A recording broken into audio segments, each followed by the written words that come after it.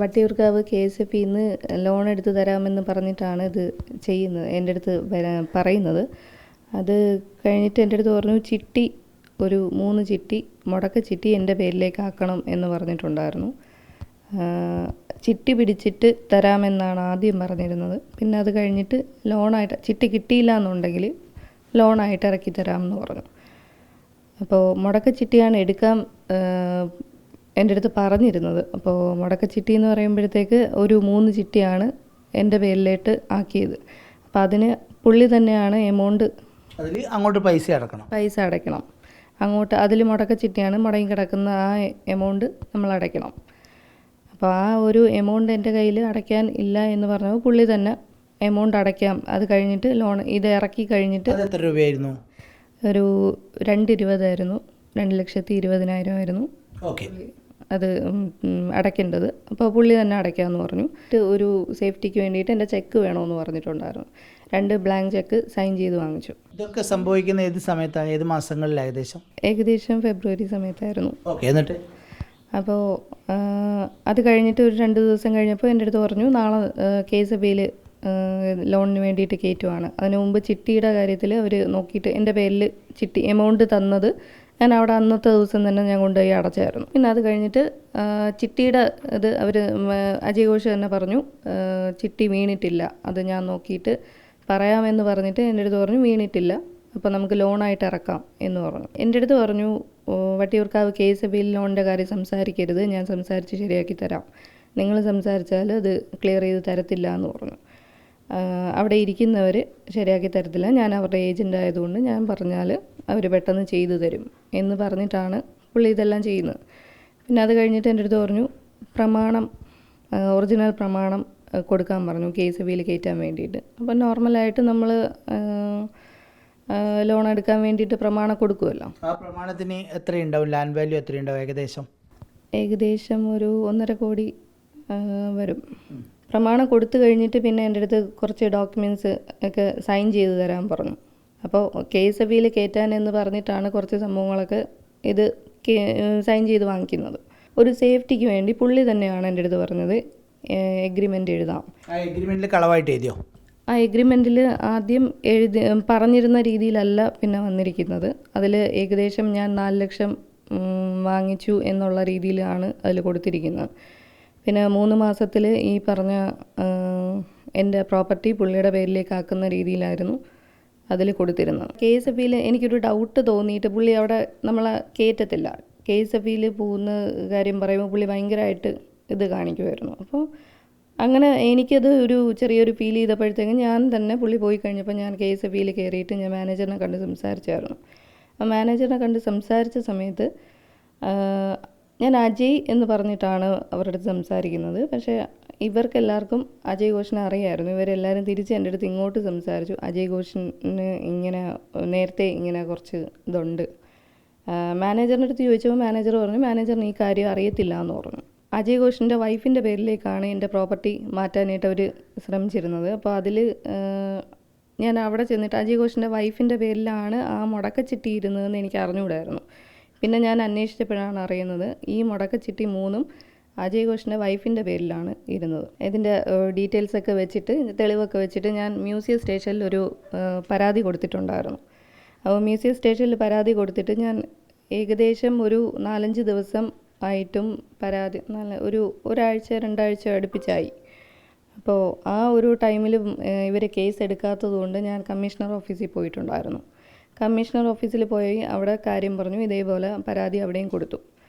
അപ്പോൾ മ്യൂസിയം സ്റ്റേഷനിൽ കൊടുത്ത പരാതിയുടെ റെസിപ്റ്റും കാര്യങ്ങളെല്ലാം കാണിച്ചിട്ടാണ് ഞാൻ കമ്മീഷണർ ഓഫീസിൽ കൊടുത്തത്. മ്യൂസിയം പോലീസിൽ കൊടുത്ത പരാതിയിൽ അന്ന് FIR എടുത്തില്ല? ഇല്ല, എടുത്തില്ല.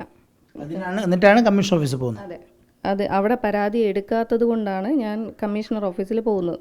അപ്പോഴും കമ്മീഷണറുടെ അടുത്ത് അവിടെ ഉള്ള പോലീസുകാർ പറയുന്നുണ്ടായിരുന്നു ഈ അജയ് ഘോഷിനെതിരെ ഒരു 3-4 കേസ് ഇതല്ലാതെ നിലവിൽ അവിടെ വന്നിട്ടുണ്ട് എന്നുള്ളത്. അത് കഴിഞ്ഞിട്ട് ഞാൻ ഇവിടെ കമ്മീഷണർ പറഞ്ഞിട്ടാണ് ഞാൻ മ്യൂസിയം സ്റ്റേഷനിൽ വീണ്ടും പോകുന്നത്. ഏകദേശം ഒരു 3-4 ദിവസം ഞാൻ കയറി ഇറങ്ങി. അപ്പോഴൊന്നും ഇവർ ഇതൊന്നും എടുത്തില്ല. അത് കഴിഞ്ഞിട്ട് ആണ് എനിക്കെതിരെ കേസ് വരുന്നത്. എനിക്കെതിരെ ഒരു കേസ് വരുന്നത് വേറൊരു അജയ് ഘോഷിൻ്റെ ഒരു ഫ്രണ്ട് എനിക്കെതിരെ ഒരു ഗോൾഡിൻ്റെ സംഭവം വെച്ചിട്ട് കേസ് ഇടുമായിരുന്നു. അതെന്താണ് കേസ്? ആ കേസിൽ നിങ്ങൾക്ക് ഏതെങ്കിലും രീതിയിൽ ബന്ധമുണ്ടോ? ഇല്ല, ആ ഒരു കേസ് വരുന്ന ഇതുപോലും എൻ്റെ അടുത്ത് പറഞ്ഞിട്ടുണ്ടായിരുന്നില്ല, ഞാൻ അറിഞ്ഞതുമില്ല. അവിടുത്തെ SI എന്നെ വിളിച്ച് അകത്ത് ഫോണൊക്കെ വാങ്ങിച്ച് അവിടെ ഇരുത്തിയിട്ട് എൻ്റെ അടുത്ത് പറഞ്ഞു, ഞാനൊരു കേസ് ഇട്ട് അകത്താക്കിയാൽ എന്ത് ചെയ്യും എന്നെൻ്റെ അടുത്ത് ചോദിച്ചായിരുന്നു. ഞാൻ പറഞ്ഞു, അങ്ങനെ നിങ്ങൾ ചെയ്യുമെന്ന് എനിക്ക് തോന്നുന്നില്ല, കാര്യം നമ്മളൊരു ആവശ്യത്തിന് വേണ്ടിയിട്ടാണ് ഇവിടെ വരുന്നത്. അപ്പോൾ എൻ്റെ അടുത്ത് ചോദിച്ചു, നിങ്ങൾക്ക് പേടിയില്ലേ പോലീസ് സ്റ്റേഷനിൽ ഇങ്ങനെ കയറി ഇറങ്ങാൻ? ഏത് SI ആയിരുന്നു? വിപിൻ സാറായിരുന്നു. അപ്പോൾ എൻ്റെ അടുത്ത് ചോദിച്ചു, നിങ്ങൾക്ക് രാവിലെ തൊട്ട് എങ്ങനെ വന്നിരിക്കാനായിട്ട് ഒരു പേടിയില്ലേ എന്ന് ചോദിച്ചു, പോലീസുകാരെ പേടിയില്ലേ എന്നൊക്കെ ചോദിച്ചു. ഞാൻ പറഞ്ഞു, പേടിക്കേണ്ട ആവശ്യമില്ല, ഞാൻ എൻ്റെ ഒരു ആവശ്യത്തിന് വേണ്ടിയിട്ടാണ് പോലീസ് സ്റ്റേഷനിൽ വരുന്നത് നമ്മുടെ ആവശ്യത്തിന് വേണ്ടിയിട്ടാണല്ലോ. അപ്പോൾ പുള്ളിയെടുത്ത് ഞാൻ പറഞ്ഞു, നമ്മുടെ ആവശ്യത്തിന് വേണ്ടിയിട്ടല്ലേ വരുന്നത്, പേടിക്കേണ്ട ആവശ്യമില്ലല്ലോ എന്ന് ചോദിച്ചു. അപ്പോൾ പുള്ളി പറഞ്ഞു, എന്തായാലും ഞാനിപ്പോൾ ഒരു കേസ് ഇട്ട് അകത്താക്കുവാണ് എന്ന് പറഞ്ഞു. എന്തിനു വേണ്ടിയാണ് ഞാനിങ്ങനെ കയറി ഇറങ്ങുന്നത് എന്നൊക്കെ ചോദിച്ചിട്ടാണ് സംസാരിച്ചത് പുള്ളി. പിന്നെ അത് കഴിഞ്ഞിട്ട് എന്നെ അവിടെ മാറ്റിയിരുത്തി. കേസ് എന്താണെന്ന് പോലും ആ സമയത്ത് എനിക്ക് അറിഞ്ഞുകൂടായിരുന്നു. എന്നെ റിമാൻഡ് ചെയ്ത് ഞാൻ റിമാൻഡിൽ പോയി തിരിച്ച് വരുന്ന സമയത്താണ് ആ കേസ് എന്താണെന്ന് പോലും ഞാൻ അറിയുന്നത്. അതിൻ്റെ പരാതിയുടെ കോപ്പിയോ ഒരു സംഭവം എന്നെ കാണിച്ചിട്ടില്ല. അതായത് നിങ്ങൾ അജയ് ഘോഷ് നിങ്ങളെ സ്ഥലം തട്ടിയെടുക്കാൻ ശ്രമിച്ചപ്പോൾ അജയ് ഘോഷിനെതിരെ നിങ്ങൾ പരാതി കൊടുത്തത് നിങ്ങൾക്കെതിരെയുള്ളൊരു കേസാക്കി മാറ്റിയല്ലേ? അതിൽ എന്താ നിങ്ങൾക്ക് തോന്നുന്നത്? അതെ, ഉറപ്പായിട്ടും. ഞാൻ കൊടുത്ത പരാതി 2 ആഴ്ചയ്ക്ക് മുകളിലായി. അത് പരാതി കൊടുത്തിട്ട് അത് കേസ് എടുത്തില്ല എന്ന് പറയുമ്പോൾ തന്നെ നമുക്ക് ഞാനത് കഴിഞ്ഞിട്ട് പിന്നെ കമ്മീഷണർ ഓഫീസിൽ പോയി അവിടെ നിന്നും കൊടുത്തായിരുന്നു. എന്നിട്ടും അതിനൊരു നടപടി ഉണ്ടായില്ല. കമ്മീഷണർ പറഞ്ഞിട്ടാണ് മൊഴിയെടുക്കാൻ പോകുന്നത്? അതെ, കമ്മീഷണർ പറഞ്ഞിട്ടാണ് ഞാൻ അവിടെ പോകുന്നത്. പരാതി വന്നത് തന്നെയും എന്നെ അവിടെ പിടിച്ച് നിർത്തി ഏകദേശം ഒരു 1.5 മണിക്കൂർ കഴിഞ്ഞിട്ടാണ് ആ പരാതി അവിടെ വരുന്നത്. കേസിൻ്റെ സമയം വെച്ചിട്ട് ഞാൻ നോക്കിയപ്പോൾ എനിക്ക് മനസ്സിലായത് അങ്ങനെയാണ്. എത്ര ദിവസം ജയിലിൽ കിടന്നു? ഞാൻ 22 ദിവസം ജയിലിലായിരുന്നു. അട്ടക്കുളങ്ങര ജയിലിലായിരുന്നു, വനിതാ ജയിലിലായിരുന്നു. ജീവിതത്തിൽ ഇതുവരെയും ഇങ്ങനൊരു അനുഭവം ഉണ്ടായിട്ടുണ്ടോ? ഇങ്ങനൊരു കേസോ എന്തെങ്കിലും ഉണ്ടായിട്ടുണ്ടോ? ഇല്ല, ആദ്യമായിട്ടാണ് ഇങ്ങനെ ഒരു സംഭവം. ജയിലിൽ വെച്ചൊരു അനുഭവം ഉണ്ടായിരുന്നല്ലോ, എന്താണത്? ഞാൻ ജയിലിൽ വെച്ചിട്ട് ഞാൻ ഇതേപോലെ കമ്മീഷണറിന് പരാതി അയച്ചിട്ടുണ്ടായിരുന്നു. ഞാനിങ്ങനെ അട്ടക്കുളങ്ങര ജയിലിലാണ് എന്ന് പറഞ്ഞിട്ട് അവിടുത്തെ സൂപ്രണ്ട് മുഖാന്തരം എഴുതാൻ പറ്റുമായിരുന്നു. അപ്പോൾ ഞാൻ അങ്ങനെ കമ്മീഷണറിനൊരു ഇത് അയച്ചിട്ടുണ്ടായിരുന്നു.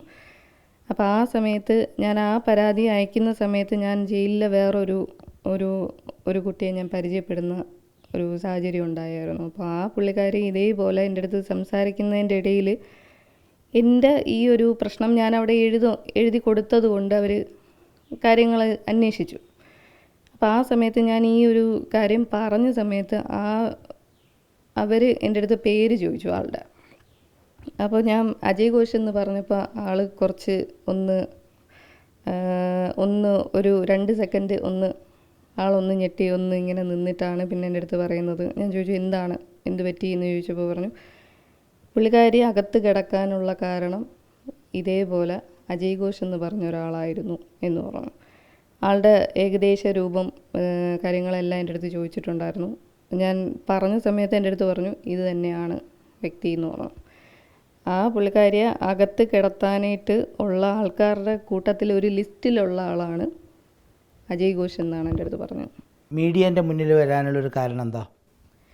അല്ല, നമുക്കുള്ളൊരു അനുഭവം, ഇപ്പോൾ ഉണ്ടായ ഒരു അനുഭവം വേറൊരാൾക്ക് ഉണ്ടാവരുതല്ലോ.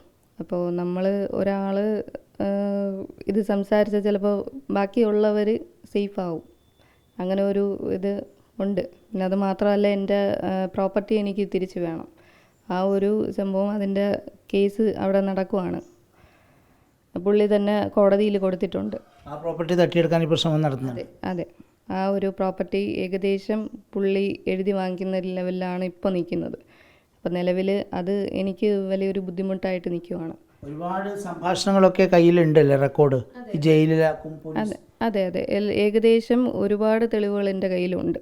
ഞാൻ ഇതെല്ലാം വെച്ചിട്ടാണ് സ്റ്റേഷനിൽ കൊടുക്കുന്നത്. പക്ഷേ ഇതുവരെ നടപടിയൊന്നും ഉണ്ടായില്ല. ഞാൻ ജയിലിൽ പോയിട്ട് തിരിച്ച് വന്നിട്ട് പോലും ഇതുവരെ നടപടി ഉണ്ടായില്ല. എന്താ പോലീസിനോടും സർക്കാരിനോടും ജനങ്ങളോടൊക്കെ പറയാനുള്ളത്? അപ്പോൾ ഇതിന് ഉറപ്പായിട്ടും നടപടി ഉണ്ടായില്ല എന്നുണ്ടെങ്കിൽ ഒരുപാട് പേര് ഇതിൽ പെട്ടുപോകും. എന്തായാലും പിന്നോട്ടില്ല അല്ലേ? ഇല്ല ഇല്ല, മുന്നോട്ട് തന്നെ പോവുകയാണ്. ഇതിന് വേണ്ടിയിട്ട് മുമ്പിൽ തന്നെ ഉണ്ടാവും.